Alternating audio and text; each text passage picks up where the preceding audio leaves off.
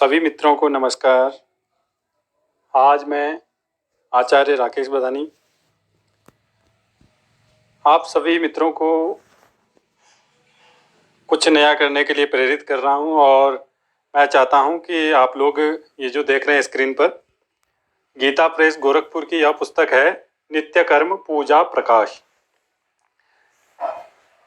मेरा यह मत है कि प्रत्येक हिंदू सनातन मतावलंबी धर्मावलंबी जो लोग हैं उनके घर में यह पुस्तक जरूर होनी चाहिए, अवश्य होनी चाहिए।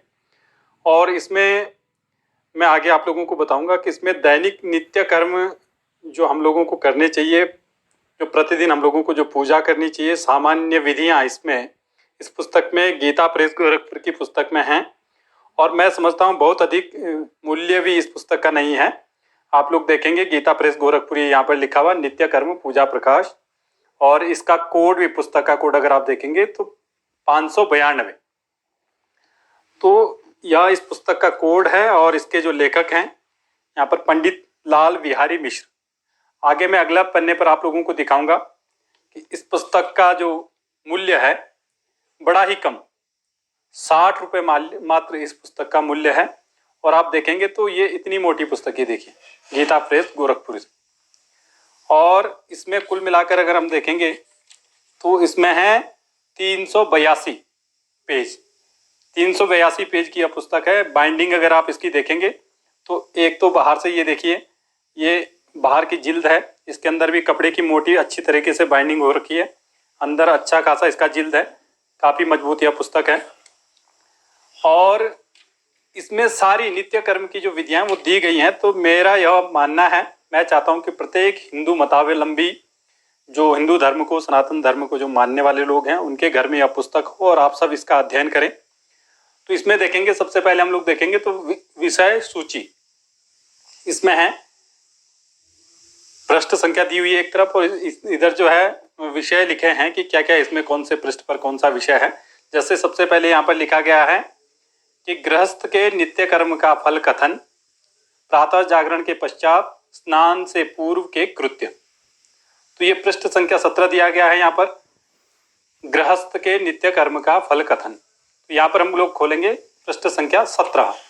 तो 17 पर यह सब कुछ लिखा होगा। और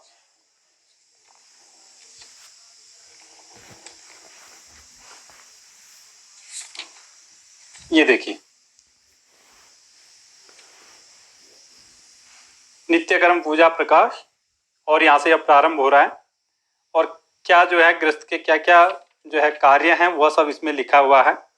किस समय खड़ा उठना चाहिए, कब हमें जो है प्रातः जागरण के पश्चात स्नान करना चाहिए, स्नान से पहले क्या क्या हम लोगों को कर्म करने चाहिए, तो वो सब इसमें सब विधिवत सारा एक तरफ से जो है इसमें लिखा हुआ है।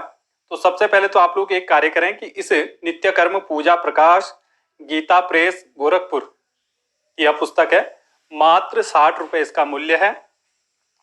और ये देखिए, और बड़ी अच्छी ये पुस्तक है। एक बार अगर आप लेंगे तो आपके बच्चे आने वाली कई पीढ़ियों तक यह पुस्तक रहेगी। इतनी अच्छी इसकी जो है बनावट है, इसकी लिखावट है, इसकी छपाई इतनी शुद्ध है कि आप लोग एक बार इसको लेंगे तो ये सदियों तक चलने वाली पुस्तक है।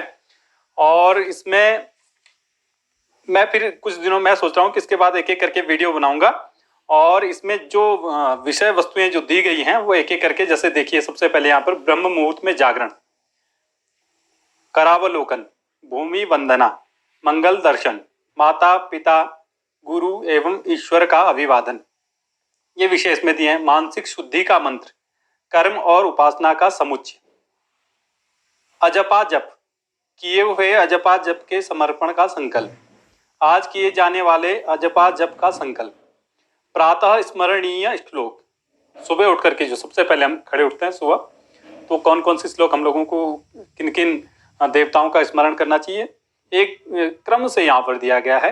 गणेश स्मरण, विष्णु स्मरण, शिव स्मरण, देवी स्मरण, सूर्य स्मरण, त्रिदेवों के 7 नवग्रह स्मरण, ऋषि स्मरण, प्रकृति स्मरण, पुण्य श्लोकों का स्मरण, दैनिक कृत्य सूची निर्धारण। इसके पश्चात ये भी बताया गया शौचाचार कि शौच की क्या क्या विधि होनी चाहिए, मूत्र शौच की क्या विधि है, परिस्थिति भेद से शौच में भेद, आभ्यंतर शौच, आंतरिक शुद्धि के लिए हमें क्या करना है वो भी इसमें दिया गया। आचमन की विधि बताई गई है। संकल्प कैसे किसी भी जब हम कोई भी कार्य करते हैं तो उसके लिए वैदिक रीति में जो है संकल्प बड़ा आवश्यक है, तो संकल्प कैसे किया जाए वो इसमें बताया गया है। दंत धावन विधि अर्थात दांतों को साफ करने की विधि।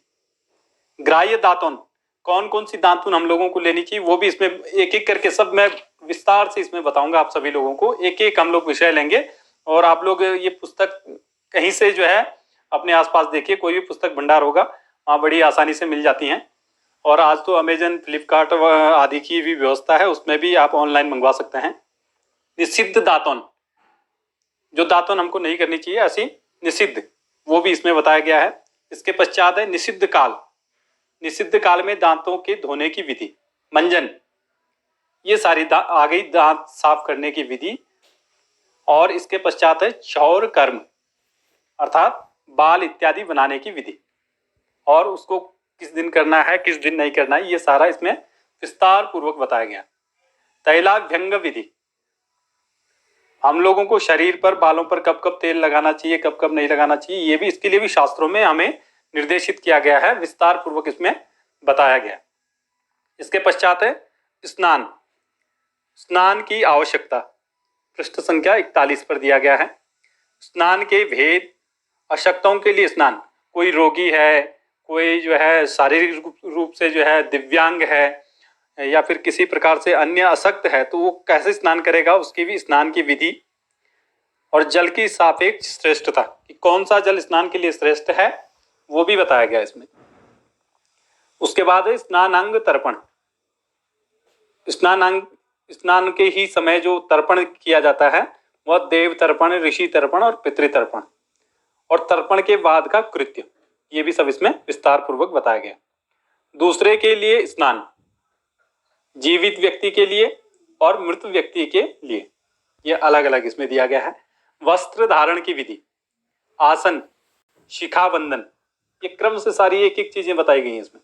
क्योंकि हम सबसे पहले उठते हैं तो दंत धावन करते हैं, तो शौच जाते हैं, शौच के बाद जो है दंत धावन करते हैं, नहाते हैं, फिर वस्त्र पहनते हैं, फिर बैठते हैं, आसन लगाते हैं, फिर शिखा बांधते हैं, अपनी शिखा बंधन जो चुटिया जिसको कहते हैं, चोटी ग्रंथि, उसमें बंधन करते हैं। फिर उसके पश्चात यज्ञोपवीत धारण करने की आवश्यकता क्या है और यज्ञोपवीत को कब बदलें, यज्ञोपवीत संस्कार एवं धारण उसकी विधि जो है वह इसमें विस्तार पूर्वक आप लोगों को बताऊंगा। तिलक धारण करने के भी प्रकार, अलग अलग प्रकार हैं। और भस्म का जो तिलक है उसकी विधि, भस्मादि तिलक विधि, भस्म का अभिमंत्रण, भस्म लगाने का मंत्र, ये यहाँ पर देखेंगे। तो पवित्री धारण, जो कुशा से जो पवित्री बनाई जाती है उसको धारण करने की, और कुशा कब हम लोगों को कुशोत्पाटन करना चाहिए अर्थात कुशा कब उखाड़ना चाहिए, और ग्रहण करने योग्य कुशा कौन कौन सा है वह भी इसमें बतलाया गया है। तो कुछ और अन्य बातें भी इसमें हैं। हाथों में तीर्थ, क्योंकि हमारे जो हाथ हैं हथेली पर जो है अलग अलग तीर्थों का जो है मान्यता है कि हमारे हाथों में जो तीर्थ हैं वो कौन कौन से तीर्थ कहाँ पर हैं वो भी बताया गया है। इसके पश्चात जो अगला विषय है वह है जप विधि। यहाँ पर अगर देखेंगे ये जप विधि, स्नान वेद से जप की श्रेष्ठता का तारतम्य। माला वंदना, जिस माला से हम जप करते हैं उसकी जप करने से पहले वंदना करनी होती है, और वो वंदना किस प्रकार से की जाती है वो इस प्रकरण में हम लोग इस विषय में पढ़ेंगे।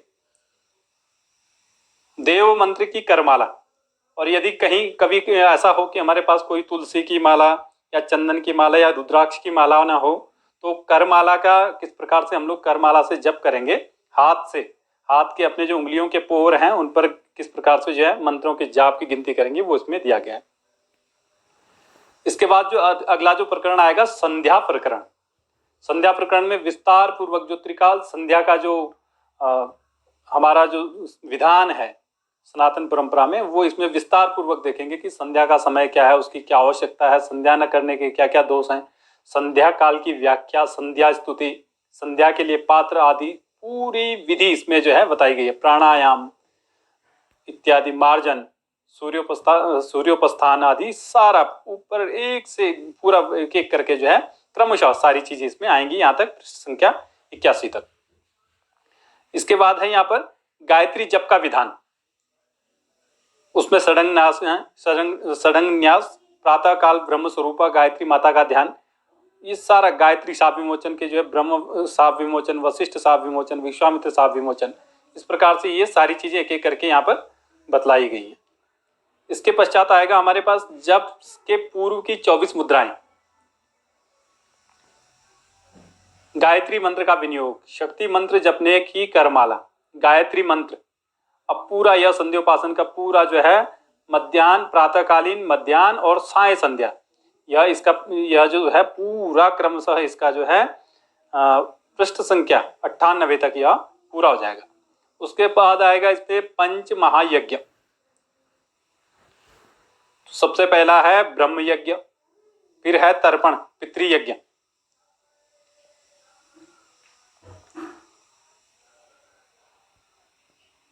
तर्पण का फल, तर्पण न करने से प्रत्यवात पाप, क्या क्या पाप होते हैं अगर तर्पण नहीं करते हैं तो देव तर्पण, ऋषि तर्पण, दिव्य तर्पण और दिव्य पितृ तर्पण और यम तर्पण, ये सारा पूरा वृत्तांत इसमें बतलाया गया है किस प्रकार से हमको ये करने चाहिए।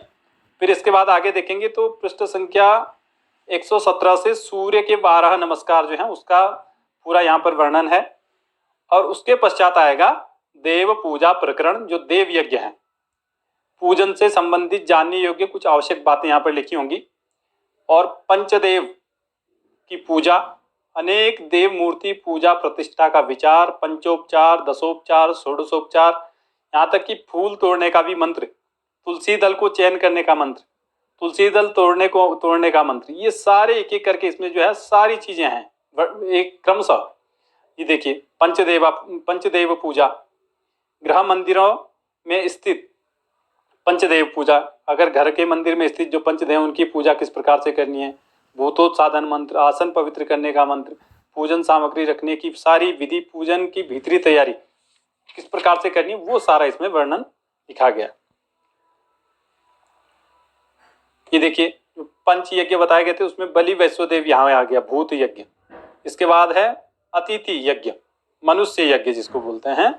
तो ये सारी चीजें इसमें पूरा क्रमशः आ गया। इसके बाद है यहाँ पर आएंगे तो भोजन का भी विधि बताई गई है। और उसके पश्चात विशिष्ट पूजा प्रकरण, पृष्ठ संख्या 183 से स्वस्ति वाचन से लेकर के संकल्प, न्यास, अंगन्यास, पंचांग न्यास, करन्यास, गणपति गौरी का पूजन, कलश स्थापन, पुण्यावाचन, अभिषेक, षोडश मातृका पूजन, सप्तघृत मातृका पूजन, आयुष्य मंत्र, नवग्रह मंडल पूजन, अधिदेवता प्रत्याधिदेवता, पंचलोकपाल पूजा, वास्तुस्पति पूजन, क्षेत्रपाल का पूजन, आवाहन स्थापन, 10 दिक्पाल पूजन, ये सारा आ गया हमारा पृष्ठ संख्या 239 तक।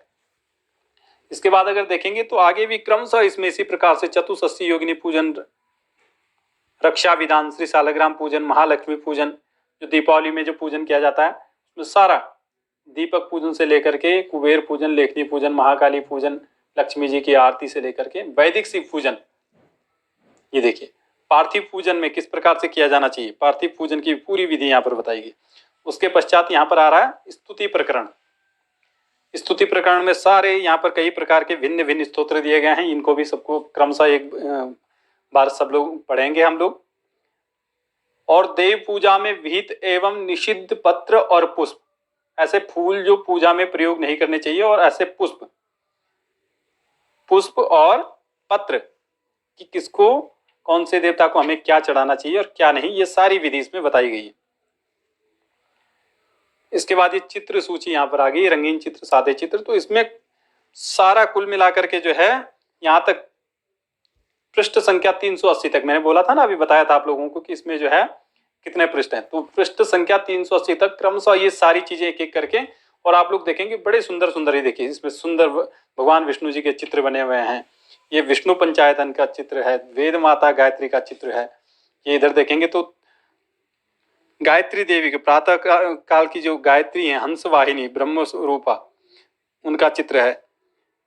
युवती गरुड़ वाहिनी विष्णु रूपा, मध्याह्न के समय जिनका ध्यान किया जाता है। सायकाल के समय जिन वृद्धा वृषभ वाहिनी शिव रूपा गायत्री का ध्यान किया जाता है, उनका यहाँ पर चित्र दिया गया है। और यहाँ से यह क्रम पढ़ने का, नित्य कर्म प्रकाश, पूजा प्रकाश का जो क्रम है यहाँ से शुरू होता है, श्री गणेशाय नमः से।